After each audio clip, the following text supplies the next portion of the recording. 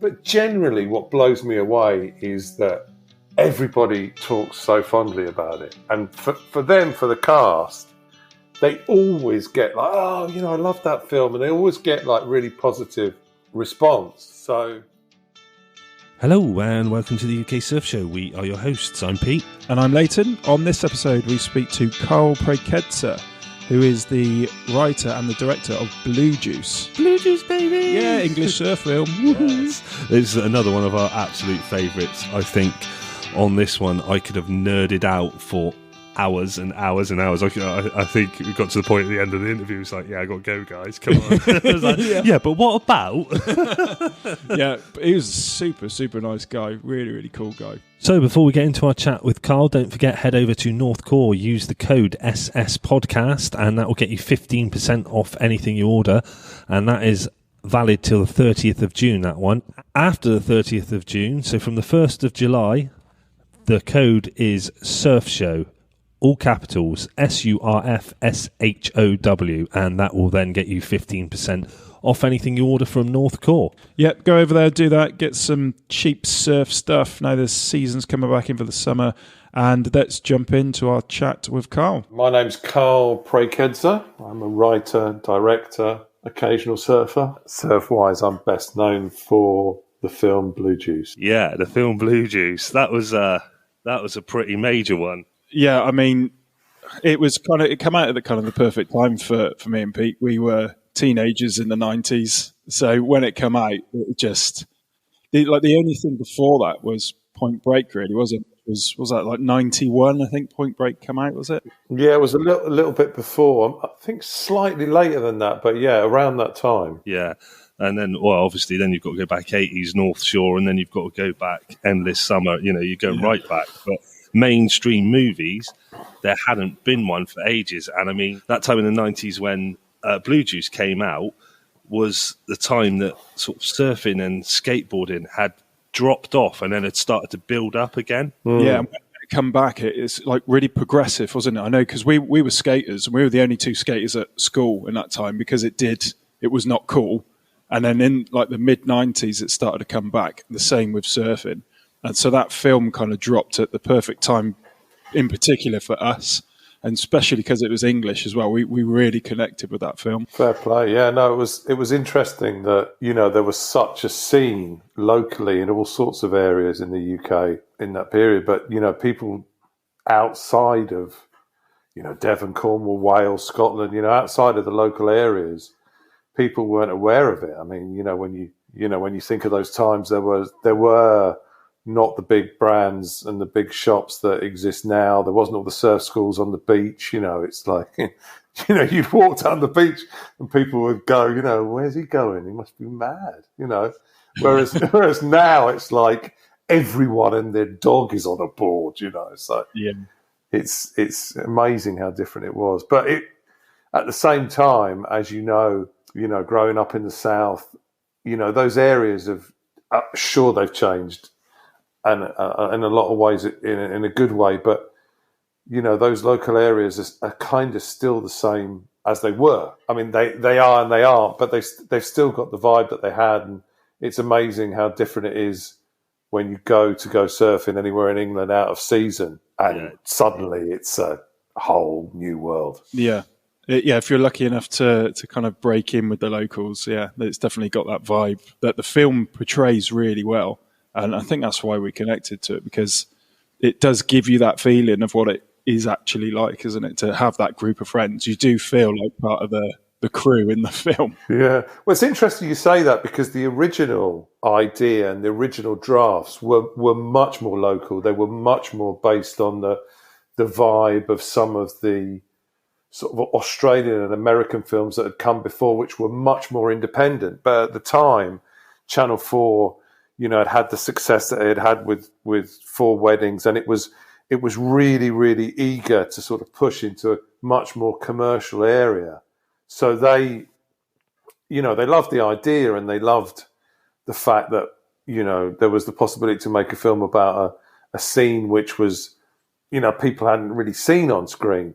But they pushed it into a more commercial territory, which I'm not saying is good or bad, but originally it was much more about what it was like to kind of grow up and be a surfer in the south in Cornwall, and your kind of like unruly London mates turn up and you've got to come to terms with where you came from and compared to where you are now. And it was more about that. And then I think the good thing that changed was it became, JC became a more universal character. He became much more of the, here's the guy or the person with the decision to make. Do I stick and stay? Do I change? Do I stay with this woman that I love? Do I move on? There were much more. It developed into a more universal character, but it lost a bit of the localism. Yeah, no, I know what you mean on that, but it's one of those films. It's just like Leighton was saying. It came in at that right time of us. It was through 3 films we watched all the time: North Shore, Point Break, and Blue Juice. But Blue Juice was that one you could really relate to from going down to Devon and Cornwall and surfing down there, and that. You see spots on there and like all places around where you're filming. Like, I know where that place is, and it's always nice to see when. Yeah, because it was filmed mainly in St Agnes. Was that right? It started off in Aggie because of Steve England and Rob Small, and they were the first people that we met. We got this kind of tiny budget from Channel 4, like 350 quid or something. Oh, it was probably a bit more than that, but it wasn't much to go and a lot in the 90s. Yeah, exactly. But we went and we camped at Sennen, right down. Yeah. And just to be able to kind of get involved and to be able to get in the water and, I wouldn't say surf, make idiots of ourselves and just, kind of get into it. And then we went up to Newquay and there was a surf comp on and we were just sort of like hanging out and we met Rob and Steve. I think that Rob was very badly hungover at the time, and they sort of it was classic sort of Cornish surf comp, and we just became mates, and we went to St Agnes with them and met everybody who was there, and made fools of ourselves, like paddling out. One day that was quite big, and we didn't know what we were doing, but they were sort of like, look, these guys are up for it, and they're not pretentious. They're not coming down with any kind of London vibes. They're fascinated. So we kind of based ourselves in St Agnes to start off with. But, the thing about the area around St Agnes, as you know, is that it's somewhat limited wave-wise. There's not the consistency that there is. They'll probably kill me for saying this, but further south in the St Ives area. And when you've got a kind of crew that, by contemporary standards is small, but we still had a lot of people and we needed a little studio and we did, so St Ives was a better base for us and we could use Gwythian and we could get access from the harbour at St Ives with the kind of limited boats we had and blah, blah, blah. And we could get to the south coast from there. So we used a little bit towards St Agnes, but mostly St Ives and some areas on the south coast. And then we went to La Santa for the big end sequence because we couldn't get the money, the finances. I never forget the finance meeting and they were like, so surfing in England. Yeah. We were like, yeah. And they were like, is that consistent then? And we were like, yeah. And they were like, really? And we were like, sometimes, and it was, we needed solid reefs that were consistent, and so we kind of the closest port of call that was accessible was the Canaries. Yeah. So La Santa became the wave at the end, but even that was fickle. When we first arrived, the guys that we were like looking out from the flight, and you could see the white tips, and I was like, yes, it's going off, and Steve was like, yeah, it's I think it's going off a bit too much, Carl, and I was like, no, it'd be brilliant, and we got down to the Santa and it was like raging, like 40 foot out of control. I was like, right, let's go, and they were like, no way are we getting in there, it's got to calm down, and so we were stuck for like 3 or 4 days unable to get in the water because it was just out of control. And the last thing in the world that you want is landlocked surfers in a hotel with minibars. It was just like, Oh my God. I was just praying for the conditions to calm down, because otherwise it was just going to be disastrous. But I mean, they did, and it was miraculous. But yeah, so I mean, that's that we used a lot of different locations, and you know, when you're shooting in and around the water, you've got to be flexible, because as soon as you turn up with the camera, it'll be flat. Yeah, we know that feeling. Yeah, exactly. Everybody knows that feeling. You go like, well, got a GoPro. Oh, I've got a GoPro. That's it. Nothing. It goes completely flat. I know. So I read somewhere that your initial surfing, you didn't actually surf before you had the idea, or you just started before you had the idea of the film? No, it's really weird because actually I was born in Devon. I was born in Exeter, and my folks ended up retiring 40 minutes from Saunton. And in all that time, I didn't surf. And actually I went to the States to go to uni, and, you know, even in California, you know, I mean, we mucked about, but we didn't surf. And it was because of a good friend of mine who started to go out with a girl who was originally from Newquay. And he came back and he was like, man, you've got to come see this. This is just such a scene. And it's one of those sort of classic moments as a kind of writer where you sort of see something, you think, oh, this is brilliant. I mean, there's so many possibilities here. And I mean, I'd always been a water lover, so it wasn't something that I shied away from, but I hadn't had the access to it. You know, I didn't have the mates. I've been to art college in London. I just didn't have the mates around me that were into it. But, you know, you start doing it and that's it. Your life's over. You know, everything changes, you know. Because of the film, then, it made you into a surfer. You know, it'd be a big statement. You know, I've listened to a number of your podcasts, and I'm aware of the talent that you've had on. For me to say, yeah, I'm a surfer, you know, would be fairly embarrassing given the level of people you've had on board. But I love it, yeah, for sure. I mean, well, that's the main thing, isn't it? You know, I mean, I've had a chance to surf in many places all over the world, and you know, now, you know, living on the South Coast, you know, it's pretty inconsistent where I am. So I've taken to kind of stand up because it just gets me in the water more often than on the longboard, you know. So, yeah, I mean, I love it. I mean, I absolutely love it. And weirdly, I discovered that there's a wave literally outside my family home in the south of Italy, which I never even knew existed because we always went on holiday in the summer when it was flat. And I happened to be there a few years ago in the winter, and I was like, is that a wave? You know, and lo and behold, you know, I've discovered surfing in the south of Italy, which is not so bad. Yeah, God, what a discovery that is. At a family home as well. I know. Well, you've seen that wonderful movie, Bella Vista, hey? No.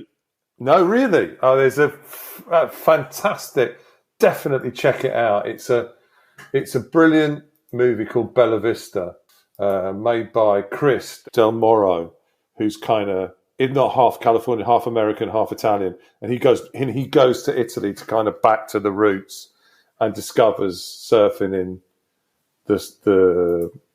on the coast it's on the Tuscan coast, and it's kind of like part history of Italian surfing, part journey for him. That's fabulous. Yeah, I would definitely check that out. No, my Italian knowledge goes to a little bit of what I learned at school, because we did Italian at school. For so like they 1 year they brought it in and said, "Oh, we're going to do Italian," and then stopped it like the year after. Classic. Goes to Buongiorno, come ti chiami, and mi chiamo Pedro. That's it. That's all you need in the water. Yeah, but Wicked, probably just chuck in Wicked or Stoked or something. Yeah. It'll be fine.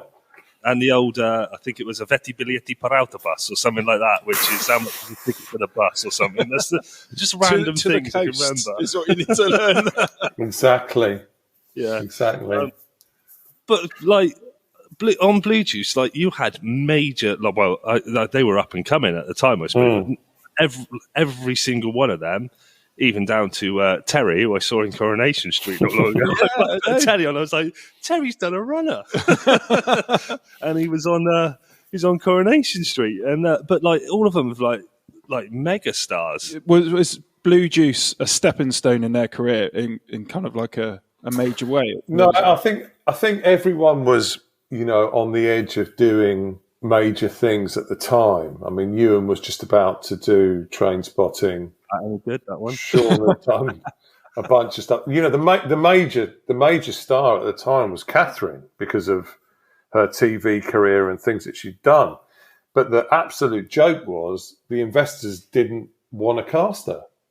They were like, no, she's TV, she's not this, blah, blah, blah. And I was like, she's a fabulous person from like Wales who people love, what is wrong with you, and it was a real fight to get her cast. And everybody else was about to do a load of major things, but hadn't, and therefore it was possible to get them involved. And it was a kind of snowball effect, which was that I think we spoke to Ewan to start off with, and he really liked the script, and then he spoke to Sean, and then they all started to speak to each other, and it kind of came out of that because we were seeing a lot of, we were so lucky, we saw everyone that was around. We saw Steve Coogan.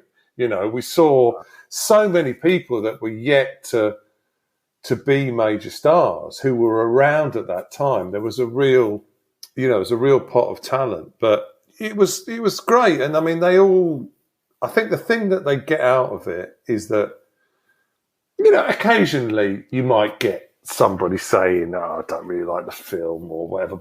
But generally what blows me away is that everybody talks so fondly about it. And for the cast, they always get like, "Oh, I love that film." And they always get like really positive response. So, yeah, we were lucky. We were really, really lucky. I had a great producer, Simon Ralph, wonderful connections. And it just picked up momentum. The minute that people kind of heard about this film, everybody wanted a chance to kind of come in and chat. So it was like I say, the hardest thing was convincing the finances to go with Catherine. Can you believe it? It's just like crazy. You say that, and I don't think, you may not have any idea what a teenage boy seeing that film for the first time, dancing in a like underwear and the boot. It's the trifle. Get it on, yeah. T-Rex, get it on. It was like, ooh, what's happening? I bet they changed. That scene's all about, guys, that scene's all about masculinity and Sean, the way that he has to come to terms with himself. It's got nothing to do with Catherine in Not Very Much. Please be sensitive. At 15 years old, all we could see was that walk down the corridor. Fair enough. Well, I can't say anything about that. Oh, no, it's brilliant. And, Leighton said before, actually, we were chatting before, and he goes, "Do you know what I want to ask? What does JC stand for? Because it's never addressed." JC stands for JC. He had like loads and loads of names. I think it was one of those moments where we were in a meeting and they were like, "So, the central character, blah, blah, blah." And I was like, "Oh, yeah, JC." And they were like, "Yeah, JC." And it just developed from there. I can't give you a good story about that or a great reveal. Oh, we were hoping kind of exclusive because we're like, I'm sorry, I can't do that.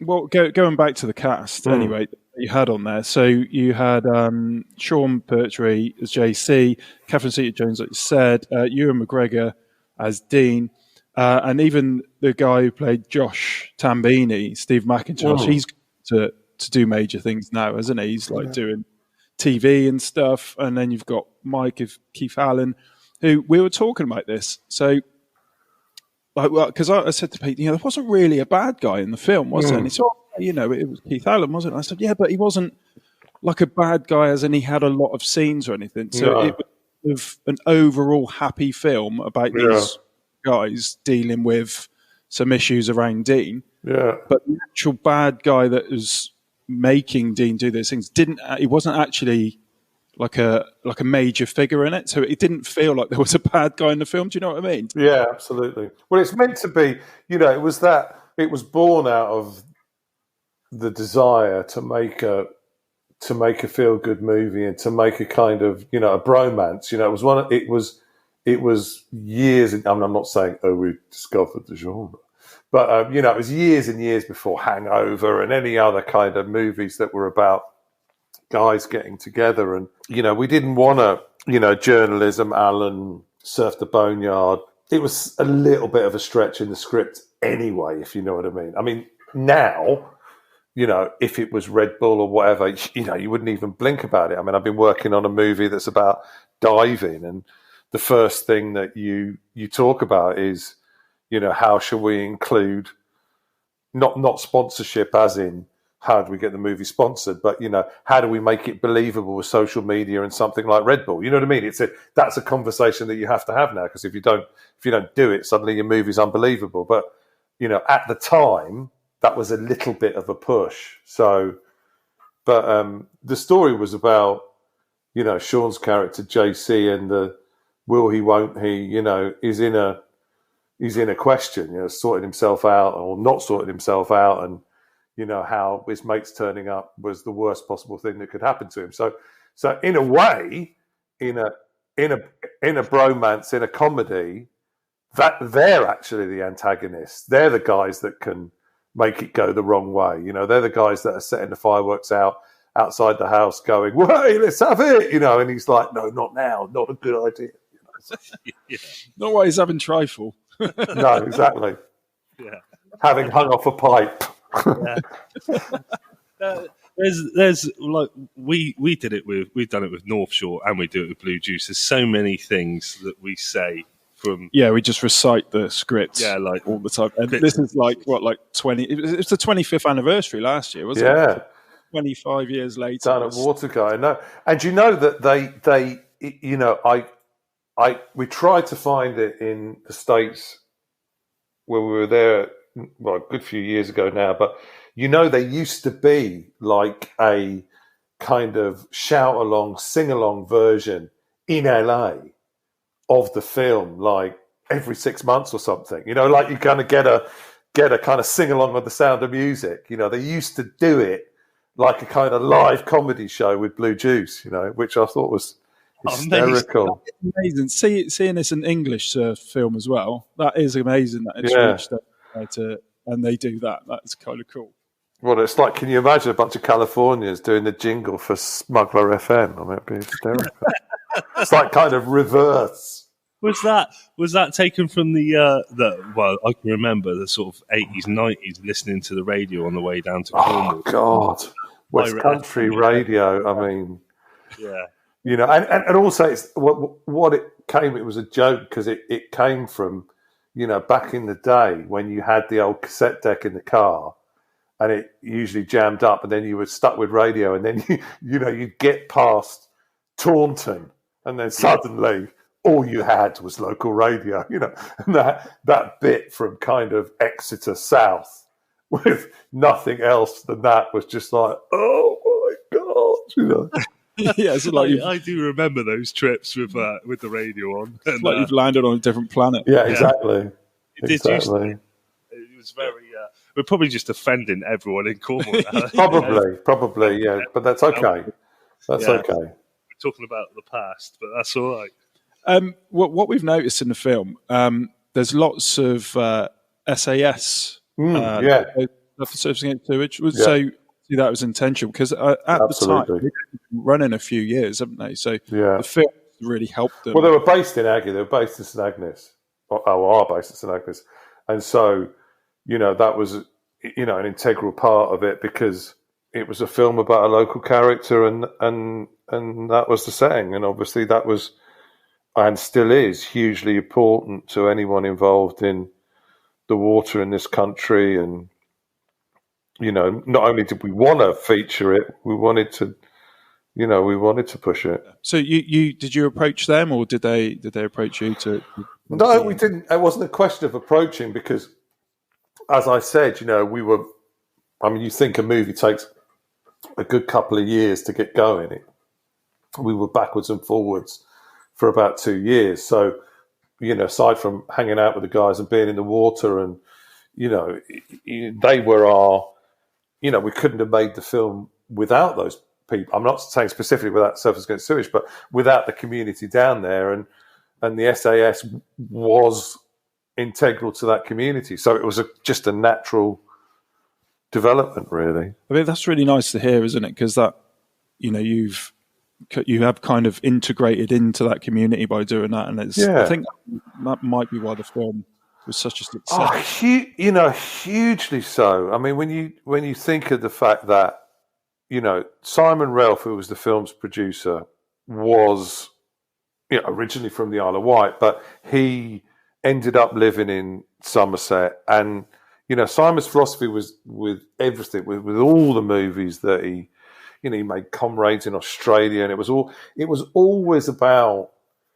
making sure that local communities benefited. We didn't move this army down from London and take over. That would have just been horrible, and we would have lost the faith of all of the people that we've been talking to for 2 years, who rightly were going, "You're not going to make us look stupid, are you?" You know what I mean?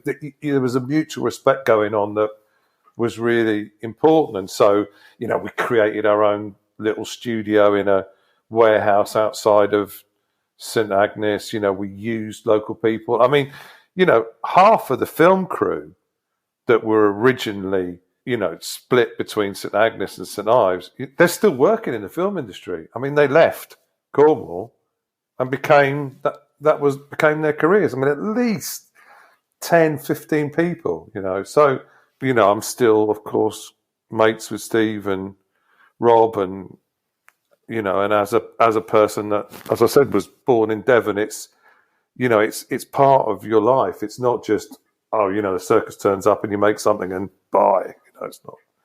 It was never like that, which I think the film's got a lot of faults for me. I mean, don't ask a filmmaker what they think of their film. There's not enough time. But at the same time, the bit that I like is the bits that are genuine. Yeah. Which is the whole film, really. Well, thank you. Yeah, no, it is a great film, and I could just sit here and quote bits at you till you got irritated with me. It's quite easy for me to do that. But there's like certain bits in it, like the character Terry. Where did he come from? Terry's fascinating because Terry's like, I mean, all the characters are a little bit me. Maybe not Catherine, as we've discussed, but maybe I do like. I mean, trifle is a favourite food, but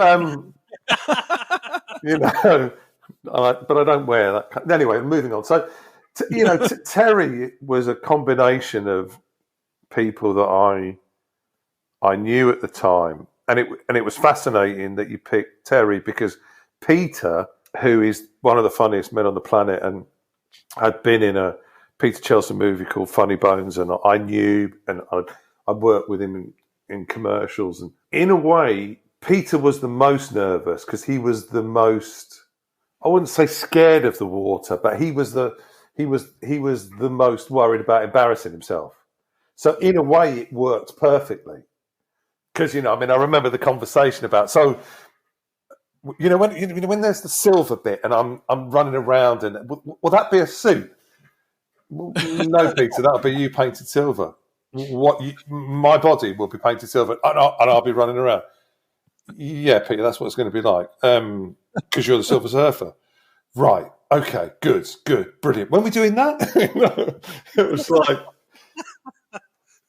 so like all the characters were a version of people that I kind of knew, or bits and pieces that I took from different people, and he was like my kind of fantasy vision, it's like when he goes off traveling at the end, and that was the bit of me at that age, kind of like late 20s, where I was like, it came after a lot of people had been traveling, and I was one of those people that wasn't from a privileged background and didn't have money to go off around the world, and I was the person who just thought, oh God, I missed it. I need to go traveling. So that bit of his character was kind of like, that bit of me. Yeah, because he's like the character which society says you should be at that age. 30 years old, time to get married. And so that was quite good for him to be in the film to show that, you know, like you said, and then he kind of rebels against it and ends up going off traveling at the end. And I don't know, that was a really good part of that film to make feel, you know, life's not over when you're 30 and all kind of stuff. Like, we're I know, and it really. I was speaking about this last summer. You know, when the film was going to be screened at Watergate and blah blah blah. And I was speaking to the guys from Wavelength, I think it was, and it's really weird looking back on it because you think about the kind of the late 90s and you think that there was something going on at the time where people were doing that. Is this all there is? You know, should I go off and do this? Is that what it's all about? And it's weird how conservative it got after that, even though surfing exploded. Yeah. You know, and it's now the kind of pastime of choice. You know, I mean, you can't get a stand-up for love nor money at the moment. You know what I mean? It's a bit, you know, I live in Brighton and you go down to the seafront and it's like, where did those 50 people come from? You know what I mean? What is going on? So it's a bit like it's part of a lifestyle now. But at the same time, a lot of people are incredibly conservative, don't you think? You know what I mean? It's a bit like, you know, how many people do you meet that go, oh, yeah, fuck, I'm going to Bali? Yeah, you know? yeah. You know, it's like, you can't even get them to Bristol. You know, it's like... I wonder if it's got something to do with the internet, because like the mid to late 90s was when it started to explode on the internet, wasn't it? Like you said, it felt like it might be going like a bit of a hippie kind of way, you know, for that decade. And then all of a sudden it felt like the internet happened and everybody got sidetracked. Yeah, maybe. Yeah, everybody went online and the doom begun. You know, you could travel digitally. But what do you think? I mean, what do you guys think about, not only in this country, but sort of not globally, but, you know, what does surfing feel like now compared to the portrayal then? You know what I mean? Has it changed? Is it still the same? Because I've got this weird feeling that a lot of things are still the same, and that's why the film still resonates. Yeah, I think it's so the film kind of portrays what it was like in the 90s, which was kind of underground, wasn't it? You know, it's a little bit like he said at the start, you know, like surfing and skateboarding. There was a time when it wasn't that cool, not really that known, and then it kind of come back. Like we said, we were the only two kids at school that skated at the time. But if you were in that kind of group and the films that were coming out for skateboarding and, you know, not like feature films, like actual. Yeah, absolutely. Well, yeah, and they were really, you were like all kind of part of it together. So I think when you're really into the surfing scene, I think that's still there, like this core group of people that really passionately love it. I think that's still there, and they all feel a bit kind of connected by that. Yeah, and I think you've also got that bit where it's a lot of it is the same, and the people who've been surfing any amount of time still feel that same sort of bond with it and bond with people they know in it. I think you've also got another side of it where people are now finding that it's getting a lot more popular. There's a lot more people getting into it, and there's a lot more sort of irritation coming with it as well. Where it's weird as well, because that's kind of, you know, because that was always there. I mean, what I loved in some of the early drafts of the movie, which got lost in development, was I never forget, there was just a legendary day when we met all the guys at St Agnes. The Driftwood Spas was the centre of the kind of universe. You know, the community around there was more kind of buoyant, and there was a lot more kind of younger people sort of closer to that point than there are now. And, you know, the break in front of the Driftwood, the old harbour there, you know, I don't know what the banks are like now. I haven't been there for a couple of years, but it was like the kind of the local amphitheatre, you know. And I remember this one day on a Sunday, and I'd hired this I thought was really fantastic red and yellow striped longboard that I must have just looked like the biggest plonker on the planet, and paddled out unsuccessfully, and it was just surfer after surfer, like going, this is what I've got. What have you got? I've got a bit of that. Yeah. And what about that? And, I'm going to go out to the point. And it was just amazing to see, that community doing that in the way that all of the surfing communities, all the kind of locals do everywhere in the world. Yeah. Do you know what I mean? It's a bit like, not that they did, but it's a bit like go to church. And what do you do after you've been to church? Go surfing. Yeah. And I just thought, this is just magic, and it was the whole pecking order.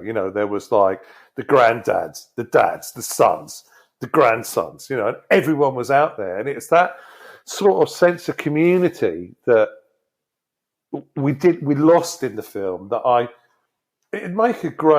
still make a great film. You know what I mean? That kind of, and you get a bit of that in Bella Vista that I was talking about, the Italian movie, those different generations and surfers and, really cool characters, really interesting characters, what do they do during the day or when they're not surfing? What's the job they do that allows them to drop it when it's going off, And that was all really fascinating to me. Maybe that's the plot for Blue Juice 2. Blue Juice 2, yeah.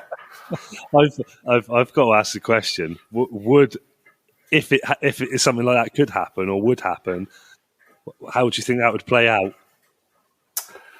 Oh, that's a tricky question because I think that things have changed, in a way to contradict what we were talking about before.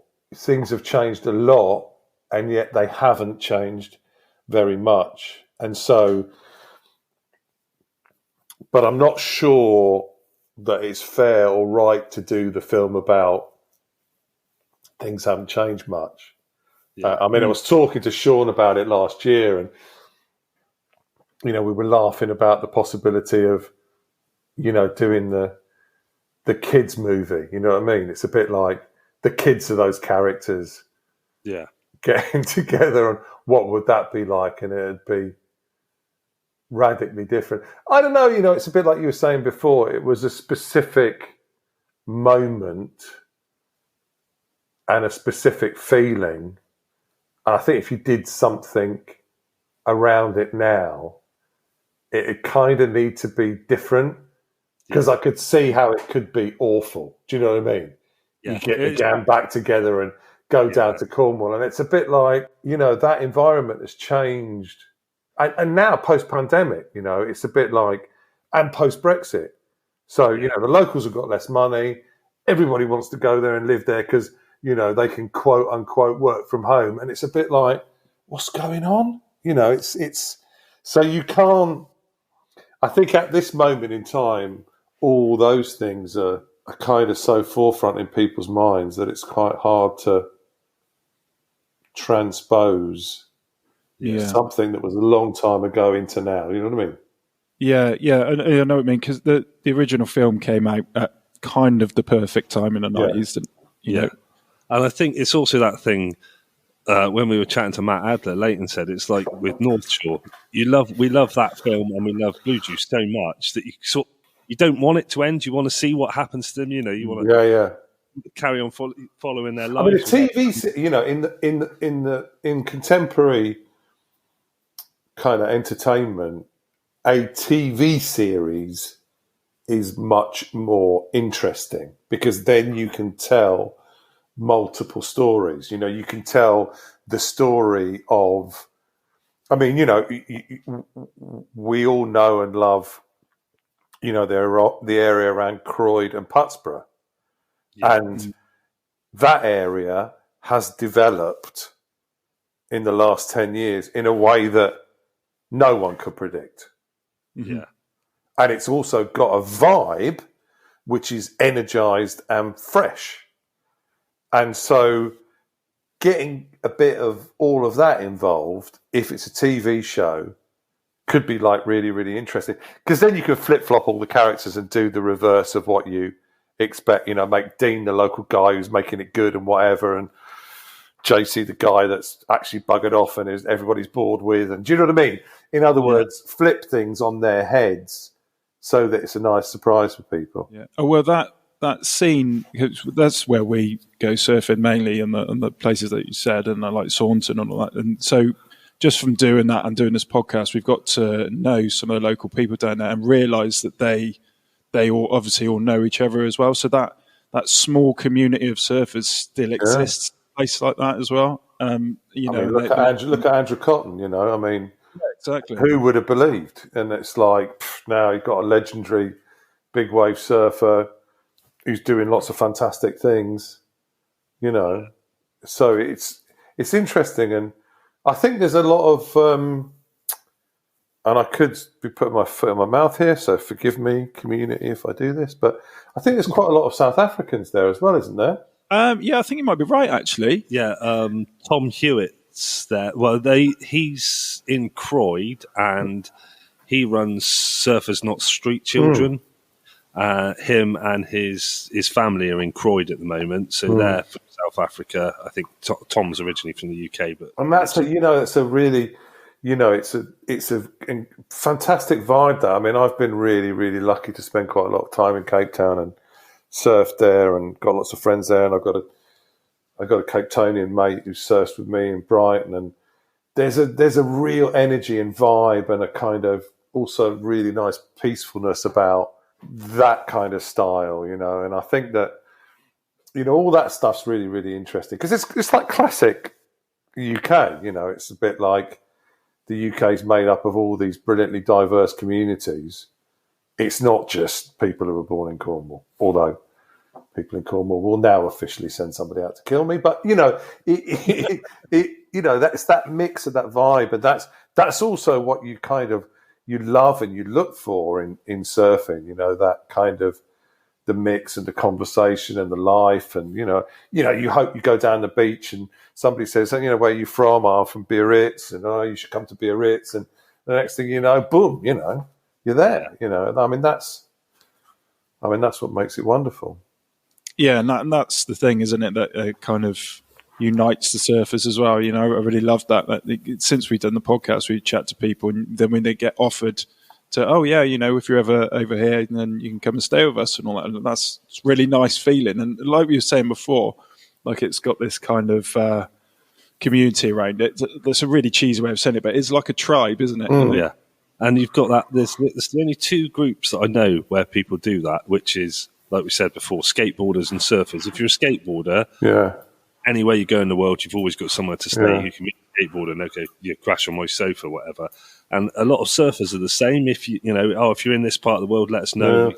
But there's something about communities with their kind of heart and soul in the ocean, in the water. I mean, divers are like that. I'm a diver as well, and they're very similar to surfers. They can be there's a bit of standoffish to start off with, and maybe there's a little bit of kind of bristling going on, and you're like thinking, well, I'm not sure. And the minute you break through that, boom, they're like, you've got people on your sofa that you don't even bloody know because you met them on a boat in somewhere, or somebody phones up and says, hey, Dave said, well, I'm where are you? I'm at the station. Right? You what now?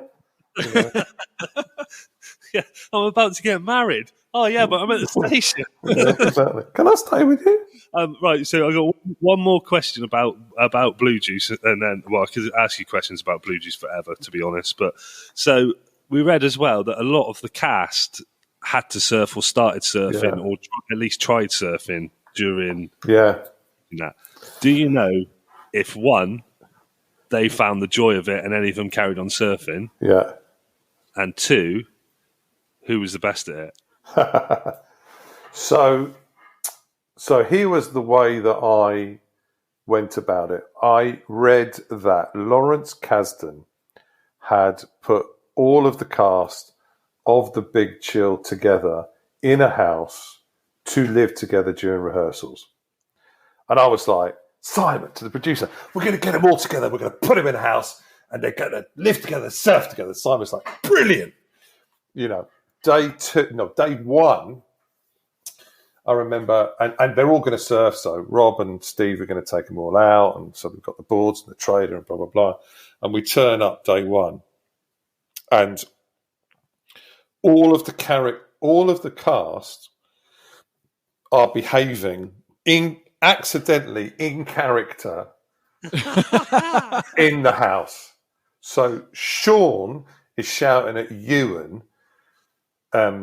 Peter is trying to calm the situation down, and Steve McIntosh is like, I'm having no part of this, right?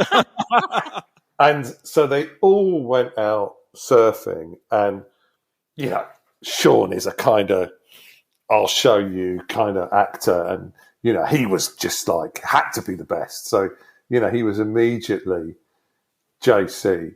Ewan was like naturally really good at it and kind of couldn't be bothered, but he could do it, you know. It's like, it was really annoying. Peter was scared shiteless and then loved it. But with due respect to Sean, there's a couple of waves in the movie that Sean actually rode, well, little sections of waves that he rode in Lanzarote. And that is to be respected, because they were short boards. And, you know, those waves in and around La Santa are not to be laughed at, even when they're like waist high. They're twice as thick as anything in the UK, you know, and it's a reef, you know what I mean? You fall off in the wrong place, you're in a lot of trouble. So whether or not they're still surfing, that I don't know. I haven't seen Sean. I couldn't go down to Watergate last year, so otherwise he would have been forced in the water with me and Stephen. I think we would have found out. But that's the truth. I mean, they all did it because they really had to. You know, you can't be an actor in anything unless you've got a level of experience. When obviously the London characters didn't have to be good surfers, but Sean had to look like he could paddle a board in the right way. Otherwise, we would have been laughed out of existence. Yeah, well, I think he pulled that off. Yeah, he's in that film. He's got the build and the know, looks like every shortboarder. Exactly, and he sits. The good thing is that when he paddles, he sits up. You know, his chest is up, and he looks like he's paddling, not like, it's not that classic thing where even people that are quite good, if they're not fit enough, they start kicking. You know, you see that a lot. Yeah, and it's a bit like, guys, that's not going to get you anywhere. Yeah. Well, you've mentioned as well that you've travelled all around the world and everything like that. Different places you've surfed. Yeah. Where, if you had to pick one of them, Costa Rica. One place. Straight away, Costa Rica. Yeah. It's just. I'm glad you had one straight away, because a lot of people and then they come back to the home break. So it's nice to speak to somebody. Listen, Costa Rica is a fantasy. Well, you know what's really weird? You know, Costa Rica is your fantasy destination because you can base yourself somewhere, and if it's not working there, it's working there, and so on and so forth. And it's, you know, you've got to get the season right, because obviously when it gets a bit chunky, it's too big for the likes of me, and you can get into trouble, you know, real quickly. But I mean, it's like perfect road trip. You know, I mean, the only thing is that I mean, I was there quite a long time ago, and it's the go-to for Californians, so it's busy, you know.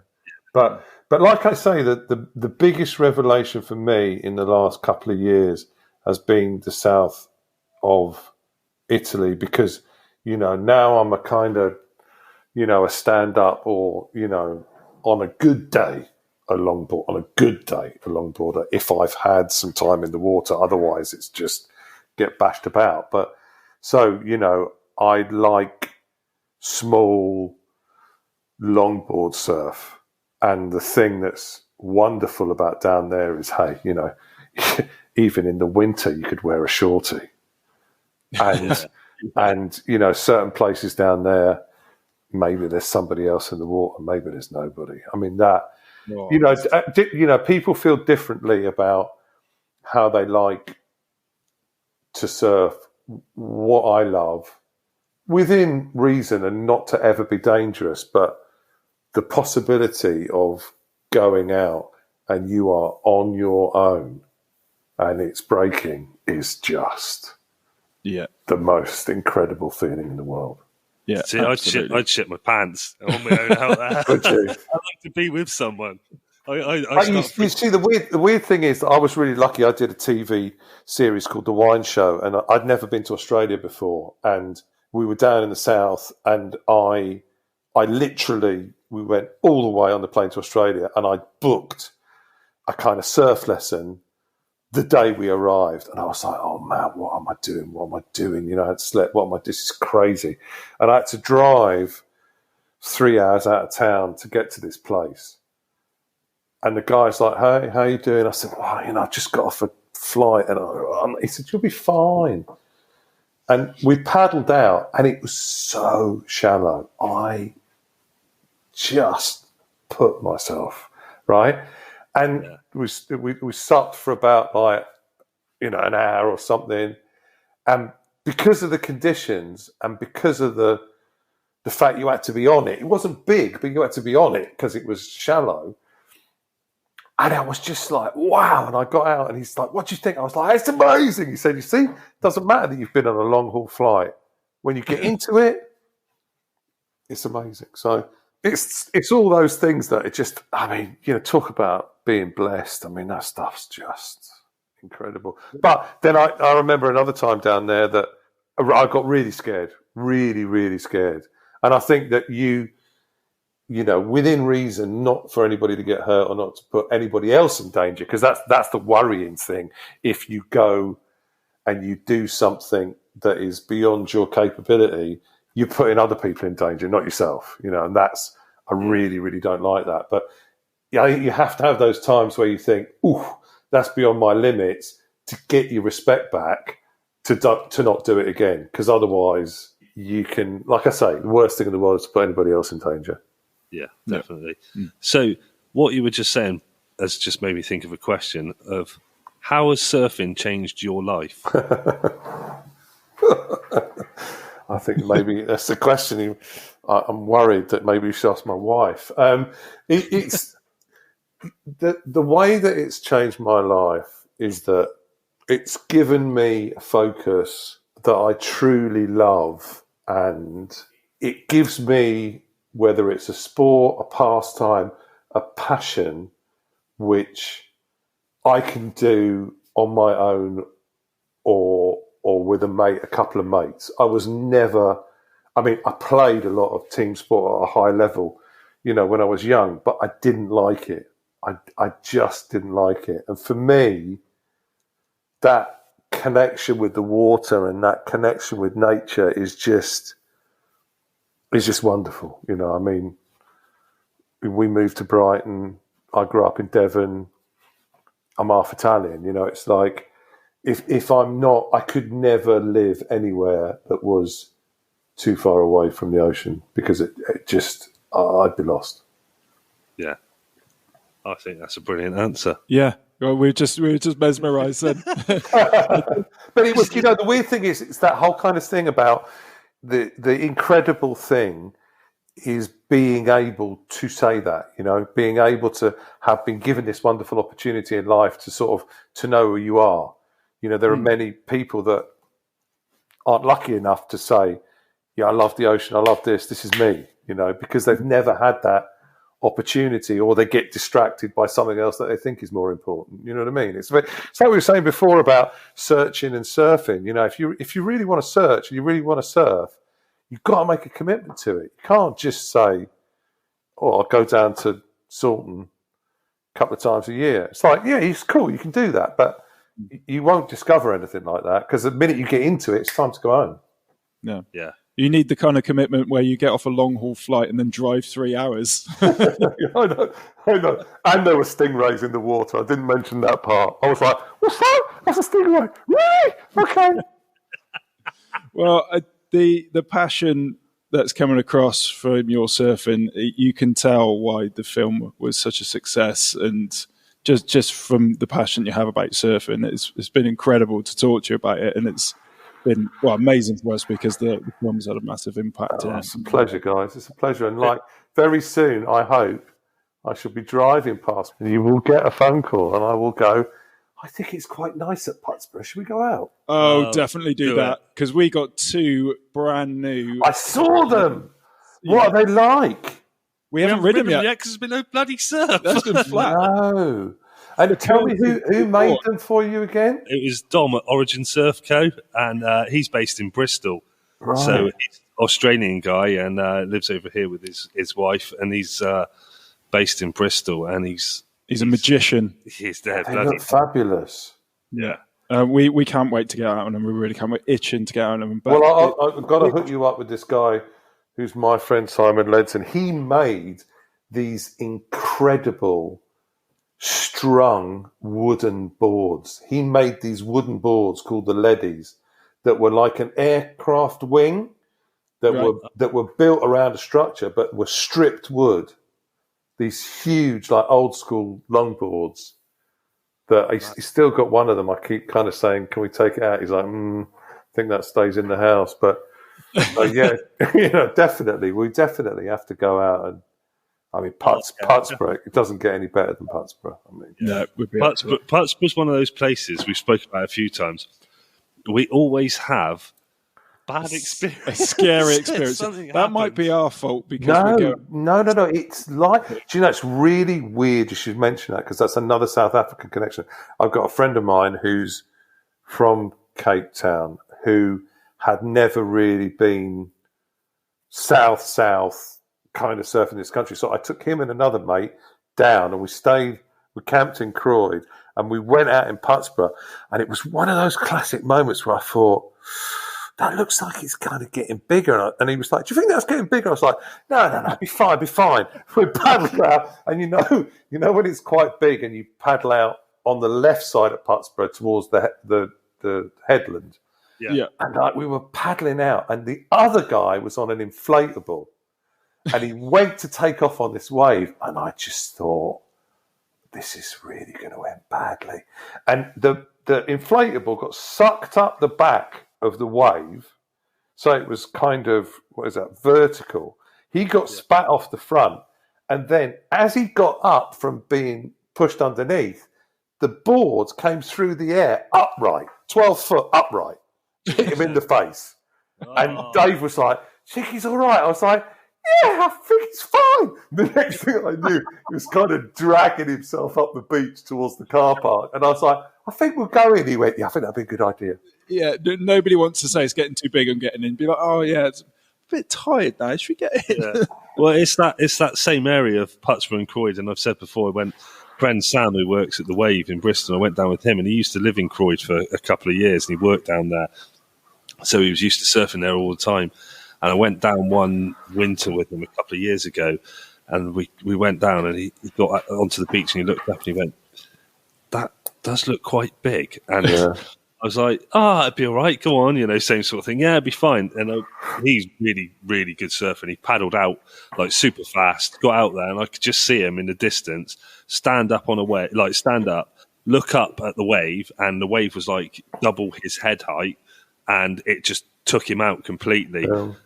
I didn't see him again for the rest of the time. I was flailing around in the white water, basically trying to get out. Yeah, but they're proper, world-class waves. Well, you're absolutely right, and people forget how dangerous sandbars can be, It's like everybody talks about reefs, and, fair enough, you fall off on a reef and it's shallow, you're in a lot of trouble. But sandbars, and I tell you, the other thing that happened to me a couple of times, embarrassingly, at Saunton, was my stand-up flew backwards and hit me in the leg. And I, honest to God, thought I'd broken my leg. Well, yeah. It was just, and like, you're just lying on the beach, and this young guy comes up to me and goes, "You all right, mate? Can I carry your board?" And I was like, swallow your pride. I was like, "Yeah, I don't feel I can carry it."